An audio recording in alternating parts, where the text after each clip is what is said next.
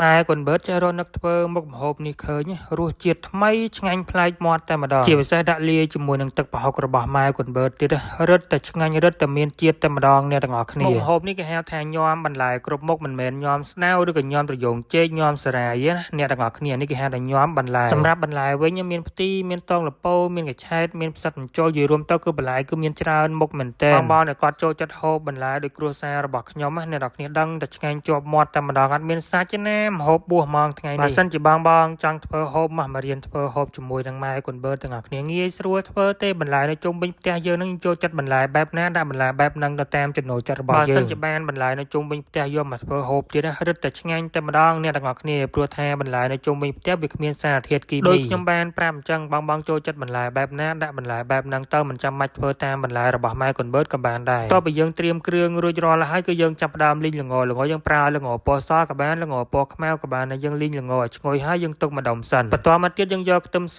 ខ្ទឹមក្រហមរួមជាមួយនឹងម្ទេសយកទៅលីងឲ្យឈ្ងុយដើម្បីយើងយកទៅបុកគ្រឿងដូចគ្នាយើងលីងវាឡើងឈ្ងុយអ្នកទាំងអស់គ្នាបន្តមកទៀតយើងយកជាមួយនឹងសណ្តែកដីលីងដាក់កាន់តែច្រើនកាន់តែឈ្ងុយកាន់តែឆ្ងាញ់យកទៅបុកជាមួយនឹងល្ងរបស់យើងដែលបានលីងមិញហ្នឹងគឺយើងបុកវាឲ្យម៉ត់អ្នកទាំងគ្នារួចហើយយើងដួសវាទុកម្ដុំសិនរួចហើយយើងយកជាមួយនឹងម្ទេសខ្ទឹមសខ្ទឹមក្រហមដែលយើងបានលីងអំបាញ់មិញហ្នឹងយកមកបុកចូលគ្នាឲ្យម៉ត់មិនបាច់បុកឲ្យម៉ត់ខ្លាំងពេកក៏បានដែរអ្នកទាំងគ្នាមកល្មមដូចម៉ែកូនបឺតធ្វើនៅក្នុងវីដេអូហ្នឹងអញ្ចឹងហើយយើងដួសទុកម្ដុំសិនបន្តមកទៀតយើងយកបន្លែរបស់យើងដែលបានបេះរួចរាល់ហ្នឹងយកមកដាក់ស្រុះអ្នកទាំងគ្នាយើងស្រុះទាំងអស់តែម្ដងមើលតែបន្លែណារៀងរឹងបន្តិចយើងស្រុះវារៀងយូរស្រុះវារៀងឆ្អិនបន្តិចទៅចាំយើងយកទៅដាក់ញ័របន្លែដែលយើងបានស្រុះរួចរាល់ហើយគឺយើងយកមកចាក់ចូលនៅក្នុងចានកន្ធុនមួយមកសម្រាប់ស្ពៃពណ៌ស្វាយនេះមិនបាច់ស្រុះទេអ្នកទាំងគ្នាយើងដាក់ចូលទាំងស្រស់អញ្ចឹងតែម្ដងមករួចហើយយើងយកគ្រឿងដែលយើងបានបុកមិញហ្នឹងមានម្ទេសខ្ទឹមសខ្ទឹមក្រហមហើយសណ្តែកដីលីងរួមជាមួយនឹងល្ងយើងចាក់ចូលនៅក្នុងបន្លែរបស់យើងរួចហើយយើងចាប់ផ្ដើមច្បាច់ញ័រទៅរឿយអ្នកទាំងគ្នាកុំបាច់ប្រើដៃខ្លាំងពេក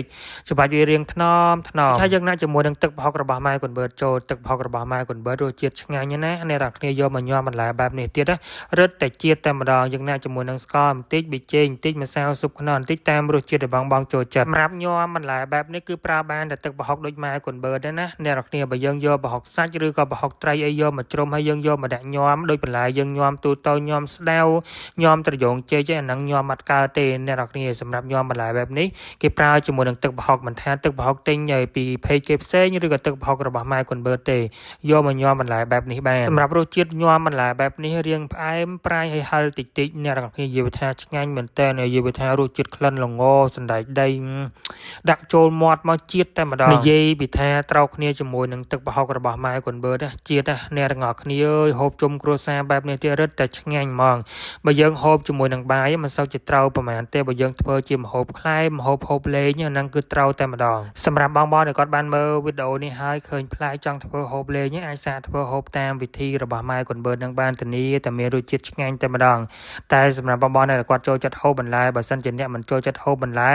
ដឹងតែហូបអត់ឆ្ងាញ់ទេព្រោះថាពួកគាត់មិនចូលចិត្តហូបបន្លែតែបើថាចូលចិត្តហូបបន្លែដោយគ្រួសាររបស់ខ្ញុំនេះធានាតែមានរសជាតិឆ្ងាញ់តែម្ដងឆ្ងាញ់ជាប់មាត់ហ្មងណាអ្នកទាំងអស់គ្នាបើសិនជាពុកម៉ែបងប្អូនទាំងអស់គ្នាចង់បានទឹកប្រហុករបស់ម៉ែកូនបឺតអាចឆានមកកំងបានឆានមកសួរព័ត៌មានបន្ថែមបាននៅក្នុងเพจទឹកប្រហុករបស់ម៉ែកូនបឺតធ្វើដោយម៉ែកូនបឺតផ្ទាល់ដែរតែម្ដងផលិតផលរបស់ខ្មែរយើងអ្នកទាំងគ្នាចង់បានឆានមកសួរបាន